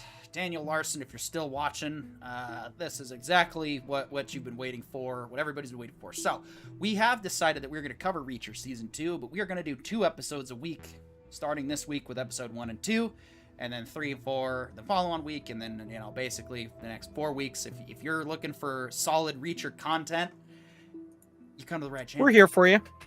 Also just happens to be our highest viewed video, with 6.3 thousand bots having watched it recently. No, I'm just kidding. I'm pretty sure it's bots. Their average view watch is 22 seconds. When your video has like more viewers than, you know, like, yeah, when you look at the ratios of views to shares to comments to how many subscriptions that video's bringing, It's got to have at least 10% or something's fishy. If it's only like 1 or 2%, unless one of you guys wants to come out and admit to No, honestly, I think it's Amazon. Like if anybody's gonna try to fluff numbers for their stuff, yeah, exactly. Amazon's That reminds notorious. we need everybody to spam the chat with Amazon hashtags praising Bezos. Hashtag Big Daddy B. Anyway, We support you destroying an ancient now road to I'm get probably your gonna yacht. have to start the book on this one soon. Maybe halfway through the series. We'll see. Or I'll wait till it's done and then I can do a comparison after this season. But if y'all like strong masculine men doing strong masculine man Breaking things. people's bones and slamming them in doors and Deploying airbags with the mere power of a kick. Pulling them through windows and being absolute best friends while also being a Chad with women. Daniel Larson in the chat says, "Oh, good, I got back for Reacher." Yay! Dude, We pleased a fan tonight. I'm genuinely surprised how people like. I know people have mentioned that this dude is ripped, but like, is this guy not like the most perfect, like symmetrically chiseled and outrageously? I'm a straight man you've ever fucking seen. I'm a straight man. I'm a very, very, very straight man. But man, when he put on a suit or just even, I'm like, it's. I'm gonna be honest. I almost want to. I don't know, guys. What do you guys think? And John, I know you can barely participate in this, but you can try your best. I mean, what about going for a Reacher challenge and bulking up and try to be like? Dude, his physique is astonishing. Like, well, I genuinely, I don't think I've ever seen anything like it. Full disclosure, guys, full disclosure, on Monday nights, I play D&D with the guy who trained the Mountain for Game of Thrones. So if you guys really want to do this, I can go ahead and win this. I just really don't want to. I mean, wow. Yeah, I'm not really the most physically fit for the challenge in terms of ability to get physically fit, but like, it's a super good challenge, y'all. Like, I think it's hilarious you guys are gushing over this dude because that's exactly how the book describes how everybody sees him. Yeah, well, I mean, like, even in season 1, they're like, there's constant comments, right? Like, when they send him to jail, they're like, yeah, we don't actually have a prison jumpsuit big enough for you. So, but we happen to have this guy who was so big we had to throw him in scrubs that we had to specially order, so they might fit you. And he's like perfectly symmetrical. It's just remarkable. I mean, the genetic lottery blessed that man. It's genuinely astonishing. That's the only part that separates the actor from the character, because in the story, Reacher never works out. Yeah, he accidentally received the genetic lottery, and he talks about it all the time throughout the whole book series, that like his physique, wild accident. And he never talks about being this gym nut, never talks about, like, he talks about knowing this guy. Basically One Punch Man. He does talk about, though, like, his love of some of the junk food and stuff like that, though, which there's no way you could eat and live the way he eats and lives and maintain that physique. Like, just no way in real life. Actually, there is. And that's the craziest part about it. It's the philosophy that he follows. Eat when you can. Yeah. And that's it. Because he's not about the food. It's not about the food, and it's not about the physique. It's about being able to use the body. And that's what his whole focus is on. So he's always working out in terms of fitness, fighting people. That's a huge workout. He's always walking. Like, yeah, I guess if the world is your dojo, right? Like, exactly. And he's walking. Like 90% of his stories either start or end with him walking down the highway, being this tank of a man trying to hitchhike. And almost all of them are like, I walked 20 miles before somebody finally gave me a ride. Like, how else do you stay fit? Well, he never sits down and watches YouTube. Yeah, dude's a professional hobo, right? Like, yeah. Yeah, he is a professional. They actually spelled it out this season in the last episode, actually, and I'm just like, I look over at Hannah and I'm like, screw that. I don't want to just walk around from town to town and, sleep wherever and do whatever. I'm like, that sounds like the great premise for a book and a television show. Great series. How about that Terminator 2 Easter egg when so-and-so popped on the screen? All right, which of you all voted no in the poll?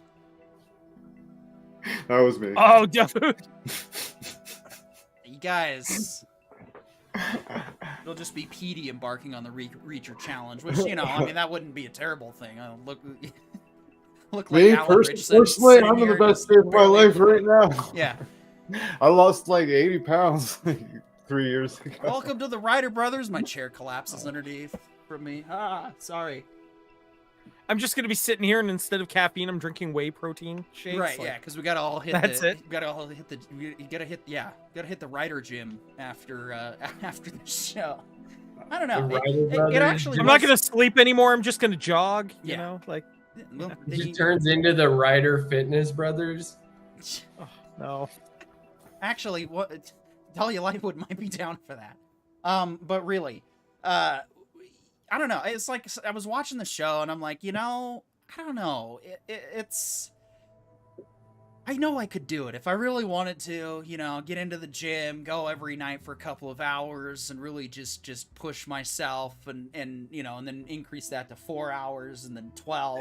But no, oh my goodness, so many people have misconceptions with the gym. I know. You only need like The what, most 45 minutes to an hour? dedication, the absolute dedication is 90-ish minutes, 6 days a week. If you go 90 minutes, 6 days a week with a solid, sophisticated routine, meaning you do abs, arms, chest, back, legs, and then shoulders. If you do each one of those, each segment, 1 day a week, 6 days a week, every in a row, while also eating properly. Eating is the most left out part of this, but you have to legitimately, like if you really want to do it, drop everything, switch to fried beans or refried beans and beef, and 3 burritos a day, and then 90 minutes in the gym with an organized routine, you'll be jacked in 6 Yeah, weeks. I'll also be angry. No. I'm warning you right now. As Like, long I as will you're be drinking your angry. waters, as long as you're drinking your waters, you can also eat everything in between. Oh no, Like, dude. As long as you do You those don't 3 even know. main meals, it's really about the routine. Oh, that's right. Because Corione, And you the got the dedication. you also got the diabetes, so that probably messes up workout routine food. Yeah. Yeah, it does a lot. And sorry. there's also the fact that I've got a hole through my knee. I always got well, But I'll probably prevent things. That messes with leg day quite a bit. Yeah. yeah, You have to yeah. get your Like own all I apparatus can for say leg is day. like, you know, after leg day you'll be able to tell because like, you know, you guys will be on and you'll be like talking about a movie and I'll be like, it's terrible, I hate it. It's like, well, why do you hate it?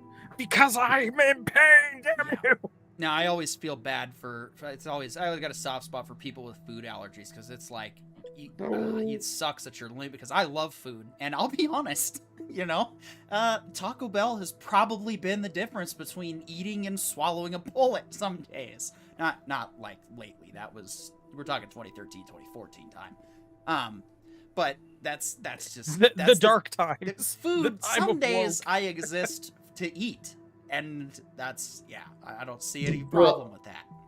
I wish I had dietary restrictions because I'm so picky. People give me so much grief. I wish I could blame it on like the diet, but like I just the thing. Well, about listen, if diet- you want my defective pancreas, I'll gladly donate it to you. Yeah, Daniel Larson says, "Be happy, dudes. Don't be Reacher." You know, I am, but I might end up being happy being like Reacher. We'll see. You know what? And I'm going to say this, Petey, if you choose to do this to yourself and you need the moral support to do that, I will back you all the way. Oh, thank you. I will be your cheering squad as to the best of my ability. I expect And- all but- 3 of you to get matching uniforms and pom-poms. I've already Yeah, that's it right there. That's your choice. You either I've already embark on the had- Reacher challenge, or you get a cheerleader outfit. I Kilts have are allowed as an exception for skirts. I will wear the cheerleader outfit if you'll look at me wearing the cheerleader outfit. You know I will. if anybody is This year is especially off to a good start. shout out to the rest of the audience, but if anybody does actually care a lot about fitness, I do have a substantial amount of regimens and guides that are progressive, meant to be used to get to that 6 weeks, 6 months, 6 year mark, whatever you want. But then I also have an actual dietary guide that will help you know how much your calories count and also which calories count according to which muscle groups and which part of your body you're trying to fit, while also being completely customizable. Like I've loaded over 500 different food items into this Excel spreadsheet. So there's almost no chance that you can find foods that I haven't already added all of its ingredients to. Yep. Skogly, what's this we're bringing up here? This is how much weight I lost a couple of years ago. Bro, congratulations. Yeah, like, dude, that's impressive. Huge round of applause. Huge. That wild. Now it's time for now it's time to get huge again, but with muscle instead of fat. Get swole. And Daniel Larson says, and booty shorts. Don't forget the booty shorts. Right, of course. So those are your choices for your cheerleader outfits. You either embark on the Reacher challenge with me, or you can wear a cheerleader outfit with booty shorts, a skirt, or a kilt. All three is perfectly fine too.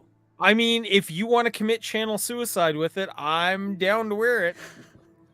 I'm gonna let y'all in on a little I think we'll end up secret. getting a bunch of subs, but probably just from people that are not really going to give a shit about pop culture.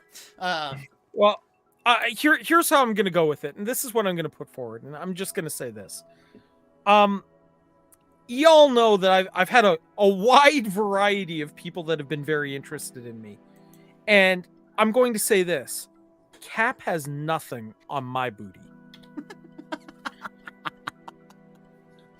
That's good.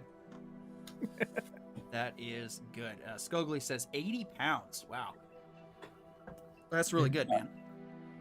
Yeah, I don't have any like before and after pictures, but by the time I got out of the Coast Guard, I was definitely becoming a human blimp. Definitely not as fat, definitely not quite so fit, but that's also why, I'm watching the show Reacher, and I'm like, yeah, I don't know if I'll get that big in particular, but maybe That's an anomaly. maybe the time has come to sculpt something with my genetics, my 6'2" height, and maybe widen out, this way, not this way. But, yeah, well, I'll tell you what, guys. I'll put together a little bit of before and after for you guys here too. Oh, okay. Because I've been doing my part a little bit here. Let's start with the before. Here we go. Okay. Oh man, This is Planet Corione. yeah. Well, and now Yeah, that's so- good. No, the last one you probably could have been a stunt double for the boulder from Indiana Jones. Yeah, So- fair enough, right? Like Yeah, I'm not even gonna argue that. Yeah, no, that's really good. Daniel Larson says, "I'm blessed with a perpetually scrawny physique. I'm not a goodie, but I bet I could down quite a bit before I get a pooch. Probably. Yeah, that's a slippery slope. Not a foodie. Yeah, don't try. Don't try. Don't Thank mess with it, Daniel Larson. I too am blessed with a very slim physique, but I messed with beer for too long, and that was when I put on the pouch. The one time in my life I've ever had even just a pouch. But it's I was scrawny for the longest time, and it never mattered until it did, and then I looked like that. yeah, exactly. Like that's why I don't want to show any of my before and after photos, because if you look at the difference, I just got older. I actually have maintained the same overall weight for the last 15 years because But dude, that's pretty cool. Yeah. It takes discipline. I mean, I fortunately I despise food. Like I've met so many people that are like, I love food and I just want to eat all the time. And for me, it's like kind of like a means to an end. It's just like I just bust open my rations when I decide that I don't want to die. It's like I don't know. That's Some pretty switch much it, flip. yeah. Some switch flipped in my brain a couple of years ago, and my whole attitude about eating just changed. It's just a means to an end. I currently now. just sustain on one meal a day, so it's like that's part of the other thing. Like if I can afford to go to attempt the Reacher challenge, that's the trade-off. I get back to 3 meals a day. Yeah, and that is the trade. Like, folks, that's the difference. I cut my meals down to substantially less than I've ever eaten before. Same. Because I can't go to the gym anymore. Rice and beans. So, I just keep my food. And yeah, I love rice and beans. Rice and beans. I love it. You just get different kinds of beans, mix it up, put some hot sauce in it. It's delicious. Oh, my wife, the secret to rice and beans is MSG. The secret to making anything that's crappy taste better is MSG. Oh, dude, if you haven't tried MSG, and it's all lies. It's all lies. Daniel Larson says, I'm good with feasting on the tears of my enemies. Burgers are fine every once in a while. That's kind of where I'm at, too. That's the discipline of it all, y'all. Like, I think it's ridiculous, like, because I listen to a lot of the podcasts, like Joe Rogan and stuff like that, and I've always been into fitness pretty much all of my puberty plus life. And so, like, I have learned quite a few tips and tricks, and the real number one tip is drop sugar. It is just as bad as cocaine with none of the benefits. I'm gonna jump in real quick and say that is an option. I will give an alternative that has worked for me, that this also helped me slim down post Coast Guard. If you don't want to give up sugar because you're not an insane person, just kidding. If that's too radical for you, there's a good alternative there. But also, switching to natural sugar for everything is a tremendous difference. Cutting out high fructose corn syrup, or at least reducing your intake and going for natural sugar instead, is a tremendous, like, it's not just a difference in how you're going to feel in your body, but your moods are going to be a lot easier to regulate. Because as John is saying about sugar, now go ahead and tell us why sugar bad. Oh, dude, even better. I'll just jump back into the corn syrup. Corn, drop it all. Corn, your body cannot process any atom in corn. That's you wonder why it shows up in your poop. Exactly. It's because your body doesn't need a single thing from corn. Not one bit of corn is actually good for you. It's not useful to you. It's borderline PFAS. Borderline. The only difference is it doesn't give you cancer as fast. And that's if you just cut out corn, including all corn subsidies like high fructose corn syrup, you're doing yourself a billion favors. I say sugar because for me, that was the first thing to go. When it came to eating disciplined, the first thing I did is I stopped drinking soda. Yeah, now the reason that I'm giving you pushback on it is because it doesn't matter how right the science is when it comes to sugar. The thing is, that's a very radical dietary change for a lot of people. And that's why for me, I drink a lot of water now, but I also don't drink I also don't, like I said, I get real sugar ketchup. I get real sugar, prefer to get real sugar soda. If I get high fructose corn syrup soda, maybe once in a while. But that's the best because then it's a treat. And then your body yells at you for about an hour rather than every single day. Right. So here's what I'm going to say. Beat it to an early grave. Being the dude who's had to go through this exercise a fair bit to, not die.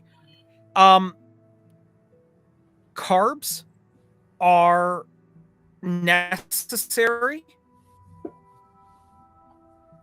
but over carbs, taking in more carbohydrates than you actually need, is what the true enemy is. And I mean, sugar is basically just carbs with flavor, right? And corn is carbs with in little kernels. Corn isn't carbs. Corn is a lectin. It's all shell. Body can't. Yeah, but I mean, no. But like there are sections of it that are that have some carbohydrate attached to it. But at any rate, look, the best way to explain it is if you're a healthy person now, and you can ever get your hands on the recommended carb intake that a diabetic goes through, like a type 2 diabetic goes through, it is a really good guide to keeping yourself in a pretty reasonable, amount of calories and carbohydrates in without feeling like you're killing yourself doing it. And the thing that I have learned, the secret to my success, was finding ways to get rid of the carbs, but keep the things I like. Okay. I had to make changes to I still get pizza routinely, but I don't get it with the full, the old doughy crust that I used to get it with.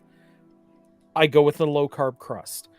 I still love my tacos, but instead of getting like the big, thick taco shells, I get this thin, crunchy kind, right? because that's less carbs. Gordito Plus or whatever. Yeah, right. Oh, like, chalupas you know, are that so kind of thing. bad for you, but I mean, if I'm gonna be bulking up, then Well, you know, I don't really drink prefab soda anymore. I got myself a Soda Stream. nice. I got myself it's basically the syrups without the sugar, and then I substitute in a non-sugar sweetener, and I make my own, right? And then I started going, you know what? I can make myself some pretty crazy, pretty good stuff. I've become like a soda barista practically at this point. Like, nice. you know, you want a flavor, I can pretty much put it together. I mean, I've made myself English toffee soda, and it's sugar-free, right? He soda streamed like everything. Yeah. It was crazy. He did coffee. It was. Yeah, it's pretty wild actually, though, right? And the point is, though, like, there are ways to still enjoy the things you enjoy if you're willing to make a couple of little compromises here and there. Yep. And you know what? That's okay. Like, I started realizing, like, for example, the deadliest part of, like, you know, the McDonald's breakfast, right, is not the sausage, because, I mean, hey, you know, you can say what you want about pork, but protein is still good. Cheese is good. Egg is good. The English muffin is what was driving me freaking nuts. So, you know, maybe I swap that out for something that's a little better, an alternative, and I still get to enjoy a good breakfast, right? Those sort of adaptations are another way to attack this. Yeah, and to say all of my stuff, it was 100% vanity driven. None of it was medical. None of it was encouraged by the family. I mean, Parker and I are from the same family, and we grew up with completely different diets. So, like, my policy isn't based on perfection. My policy is based on you, the individual, because, like, that's why I love Excel spreadsheets, because I quit drinking sugar all of high school. In terms, no sodas, very limited energy drinks. Even when I worked at Jack in the Box, I was constantly getting soda water and putting lemonade inside, like, and just a splash of lemonade for that flavor aid, because that was the best way to reduce sugar intake while still enjoying my favorites. Like, I like soda, so now I love LaCroix, and I get it, LaCroix, whatever. LaCroix. But here's the thing. Bottle water, That's right? the intentional suffering that prevents all the unintentional suffering. Like, I haven't had acne since I was 16 because I cut out sugar, because I've reduced my diet and maintained my diet. And then as I've gotten older and when I started getting, like, actual back injuries, what did I do? I just got stricter on the diet, and I'm here today. Like I can't say for sure it's my diet, but I also can't say any complaints about my diet.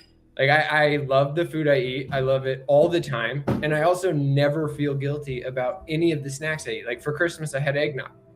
Didn't have to care. Like, because everything else was healthy, I could have sweets and sugar and coffee and caffeine and whatever I want, because I do my best everywhere else every other day. And that's my routine. Do the best as often as you can so that the days you can't don't hurt as bad. Word. And that works better than any other fitness regimen I've ever known, works better than any diet I've ever heard of. Yeah. Because it's not about one day you did good and you looked pretty and you made it on Jack Reacher. It's about feeling like Jack Reacher no matter what body type you're in. It's about Wait a minute, feeling angry all the time? Because that's what I've been getting from Reacher, dude. He's not angry except for when it's his team getting killed. And if you find people getting smashed out and slammed in car doors and, like, kicked and bones broken over backwards and all that brutal stuff is deeply compelling and as satisfying as me, you will genuinely get a kick out of this show. Well, I love Holy the shit. just four guys, and he's like, well, it just sucks that I got to break. Three of you are going to be walking with broken hands, and they're like, hey, there's four of us, and he goes, yeah, well, one of you has to drive the others to the hospital. Like, what do you want, man? I'm not going to be a bitch about this. Yeah, it's a simple show, and yeah, you're probably gonna like it. Well, Yeah. okay, it's not simple at all. It is 100% up there with any murder mystery whodunit. It competes. But I would actually equate it to a slightly darker Tulsa King. Like if you enjoyed Tulsa King, you will like Reacher. Yeah, I'm just saying it's pretty straightforward. Yeah, which is kind of nice to have. Like I don't need every single show to give me a super, like part of the reason Silo works is because I'm going into Silo expecting a mystery box, 10, episode arc unraveling of things and twists and turns. Reacher, I don't need to be like Silo. It can be more like Candy. It can be more like, you're like, oh, he's gonna smash this dude out. Watch, and then he does. You're like, yeah. Yes. And yes, it's fun to watch, manly man do manly man things again, especially in current media where manly man is toxic. Well, no, it can be, but so can you by trying to say that it's toxic. If anything, Reacher is the definition of a manly man, because if you watch in season 1. Meets a new female, wins her heart through his own choices, never sells himself for anything, only does exactly what he says he's going to do. What is season 2 comes in? These 2 females are old friends. We know one of them from season 1. The second one, clearly a love interest. What do we get in the first 2 episodes? We get a very solid explanation of his reservation. And what is it? Duty. As the leader, it is inappropriate for him to go that far. As a hobo, free American, different story. Freedom. And that's the manly man. Like, if you notice, he literally solved the Weinstein problem. When he was in a position of power, what did he do? He said, no, that's inappropriate. I will not. When he wasn't in a position of power, what did he do? He said, I wish I was never in a position of power when you and I first met. His heart never changed. His actions only changed because of the circumstances and the context he was in, which gave the other person the respect she was owed the whole time through. That's a manly man. Like, the difference between everybody else is they weren't actually men. They were just badass. Yeah, I mean, look, the nice thing about... So anyway, we don't endorse pineapple on pizza on this show. I saw you in the comments. Sorry. You know what? I listen, if there's going to be a hill that I die on, I'm okay with that one being the one.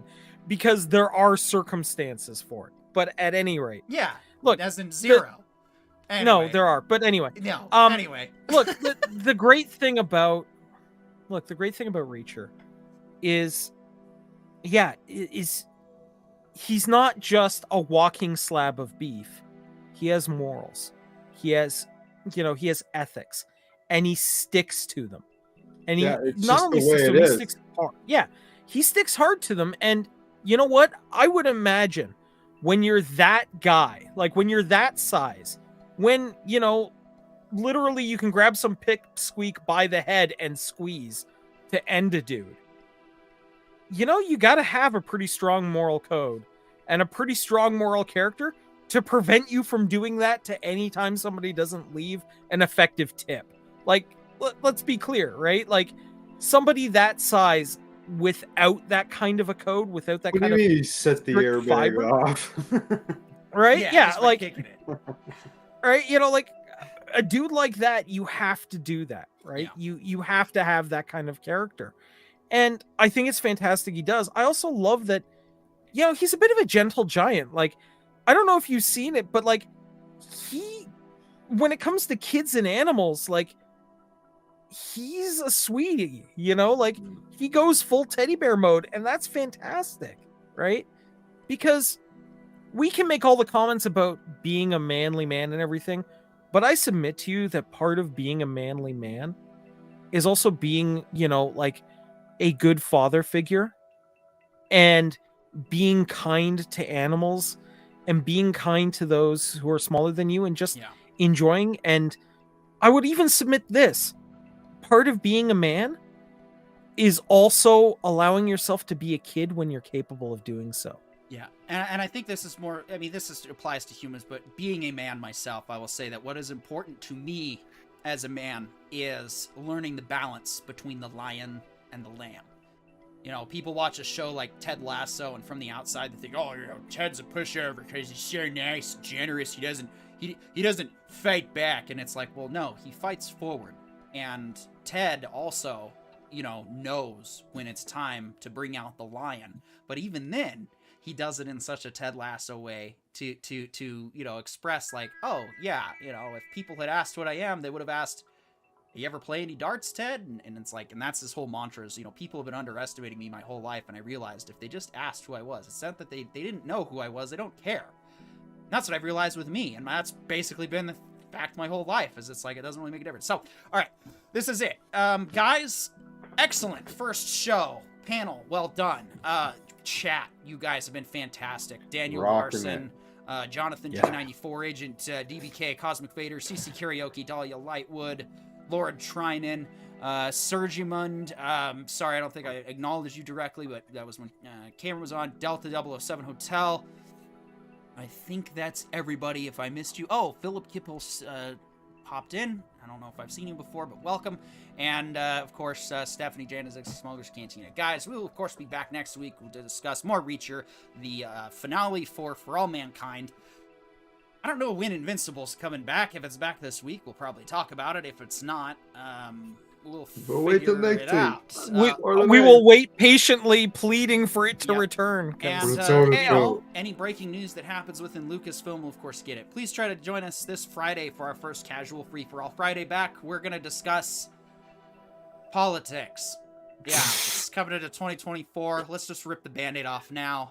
But, of course, it's going to be respectful discussion. Everybody's opinions is allowed. And so just to be clear, politics, poly from the Greek meaning many, and ticks being the small biting insects, correct? Yeah. Yes, that's exactly, yes, all the politics that exist in the swampy swamps. Yeah, Lyme disease. So yes, we do appreciate everything. You guys like, share, and subscribe. That's the best way that you guys can help support the channel, and it's completely free. All it requires is your time. And speaking of your time, whether you've watched live all the way through, watched on a replay, or are just sitting back there lurking, thank you. We appreciate Smash that like button real quick. Please smash that like. Please smash that share. Get us out there, because the sooner and faster we start to grow, the more we can expand our content. And of course, if we start making money, that's all the better. But until such time, I promise, I'm Petey York, the Writer Brothers. I'll see you next week. Cheers.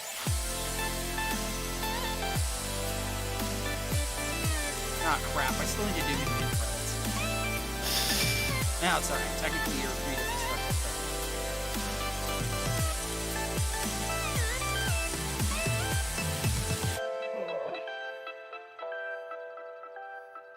This has been a presentation of the Writer Brothers Tuesday Night Live Show. The Writer Brothers, honest quality human content.